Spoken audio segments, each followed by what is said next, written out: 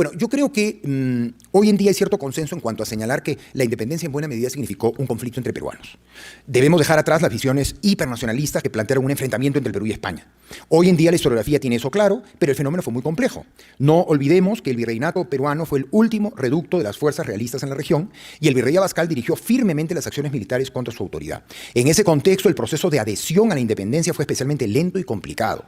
Se trataba de tomar posición frente a un radical cambio de régimen político que para muchos generaba temor e incertidumbre.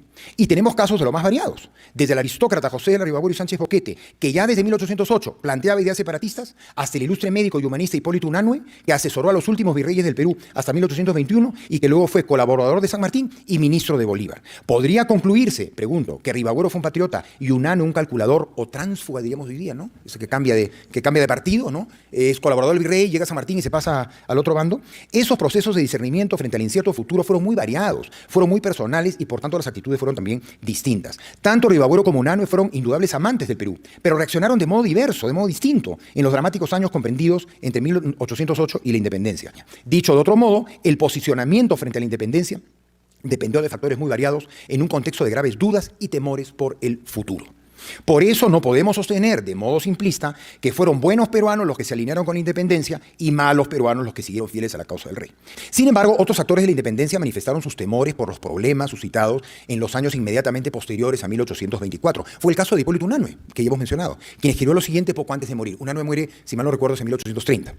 Y fíjense lo que dice Unanue, es terrible. Veo al Perú, por la discordia, al borde de un precipicio. Cuando la educación nacional no cuenta con bases sólidas, y esto se aplica a la actualidad, cuando la educación nacional no cuenta con bases sólidas, a los triunfos por la independencia se siguen los terribles desastres de la guerra civil y las armas se convierten en instrumentos fratricidas con que se destruyen sin piedad los mismos hombres que las emplearon para el bien. Claro, porque los caudillos que se combatieron entre sí en las décadas de 1820 y 1830 habían luchado por la independencia, ¿no? Ya en la segunda mitad del siglo XIX, el historiador Manuel Marcos Salazar insistía en la visión pesimista.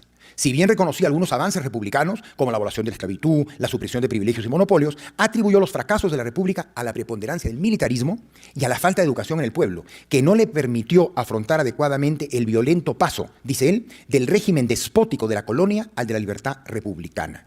Y vio en el tiempo virreinal el origen de odios profundos entre las razas y la propagación de la ignorancia, de supersticiones y fanatismos. Él era un gran enemigo de la etapa española en la historia del Perú, digamos, pero a la vez tenía una visión muy despectiva con respecto a la población andina, con respecto a la población indígena, de acuerdo con un contexto, el del siglo XIX, pues donde esas ideas eran muy frecuentes, ¿no? Y fíjense lo que decía sobre lo que él consideraba el fracaso de los primeros tiempos republicanos. Es bastante duro, dice, no era posible convertir al negro esclavo ni al abyecto indio en ciudadano libre, al ignorante vecino de un pueblo en juez, alcalde o gobernador, ni al militar acostumbrado a la vida del cuartel en entendido prefecto o en hábil mandatario. De allí las frecuentes luchas y continuos desórdenes y el estado de anarquía en el que ha vivido la República. O sea, a diferencia de Lorente, Manuel Marcos Salazar, que era su contemporáneo, tenía una visión absolutamente pesimista. Estas afirmaciones nos llevan a recordar una pregunta que por entonces se planteó con frecuencia y que también hoy se plantea. ¿Estuvo el Perú preparado para la independencia? O más concretamente, ¿estuvo preparado para una independencia republicana? El historiador Mark Turner se ha referido a esta pregunta, que generó muchos debates en el Perú del siglo XIX y que dio lugar a la denominada cuestión republicana a partir de críticas suscitadas tanto en el Perú como fuera de él. Los críticos sostenían que el sistema republicano era extraño a la historia del Perú y que debía regresarse a la monarquía imperial, o al menos un sistema monárquico constitucional como el de Brasil, ya que la república no parecía capaz de soportar las presiones de la democracia popular.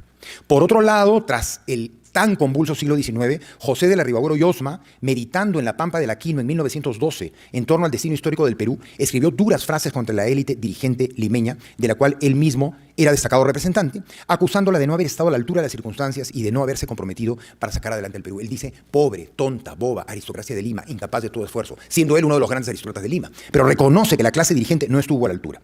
Sin embargo, eso no niega el hecho de que no pocos peruanos dieran ejemplo de entrega a su país en situaciones dramáticas, como fue el caso, por ejemplo, de la guerra con Chile, que el propio Ribagorri destaca. En ese sentido, Basadre destacó que el Perú ha sido y es una causa digna por la cual vale la pena luchar. Y esta frase quizás es la frase que más me gusta de todas las citas que estoy presentándoles a su consideración. Es un párrafo muy bonito de Basadre. Dice, nos enfrentamos resueltamente ahora, como lo hemos hecho siempre, a quienes cubren únicamente con lodo a la historia republicana. O sea, él dice, no puede ser que solo destaquemos lo negativo. Mucha gente buena amó al Perú, pensó en él, se sacrificó por él, murió por él. Deber nuestro ante ella es el respeto, lo cual no impide constatar errores cometidos, quizás de buena fe, y hasta culpas que pudo haber y sin duda existieron, como hubo también momentos luminosos.